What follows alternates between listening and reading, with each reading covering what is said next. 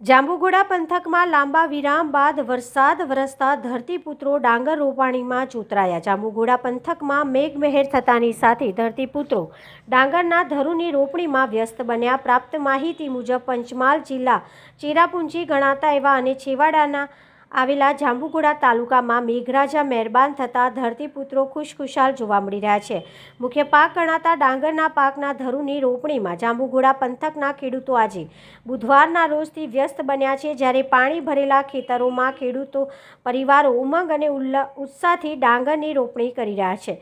દક્ષિણ ગુજરાતને ધમરોળ્યા બાદ હવે મેઘરાજાએ મધ્ય ગુજરાતમાં પણ રીએન્ટ્રી કરી છે। ત્યારે પંચમહાલ જિલ્લાના છેવાડે આવેલા જાંબુઘોડા તાલુકાના ગ્રામ્ય વિસ્તારમાં પણ લાંબા વિરામ બાદ સારો એવો વરસાદ વરસતા ધરતીપુત્રોના પાકને જીવતદાન મળ્યું છે।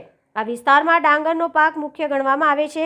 ડાંગરના પાક માટે 20 થી 25 દિવસ પહેલાં ધરું વાવવા માટેનો એક ક્યારો તૈયાર કરવામાં આવે છે અને ત્યારબાદ તે ધરું રોપાની લાયક થતાં બાદ તેને ઉપાડીને પાણી ભરેલા ખેતર જેને ચાયડા પણ કહેવાય છે તેમાં ધરુને રોપવામાં આવે છે। આજે વહેલી સવારથી જ મેઘરાજાએ પધરામણી કરતા જાંબુઘોડાના ગ્રામીણ વિસ્તારોમાં ખેડૂતો તેમના પરિવારના સભ્યો સાથે ડાંગર ધરુની રોપણી પોતાના ખેતરમાં કરતા જોવા મળી રહ્યા હતા। ડાંગરના પાકમાં પણ હવે વિવિધ પ્રકારના બિયારણો ઉપયોગ ખેડૂતો કરતા થયા છે। પંથકમાં આ ચોમાસાના કુલ વરસાદ 281 મિલીમીટર નોંધાયો છે। વરસાદના કારણે જાંબુઘોડા પંથકમાં આવેલા ડુંગરો ઉપર પણ લીલુંછમ વનરાજી છવાઈ ગયું છે।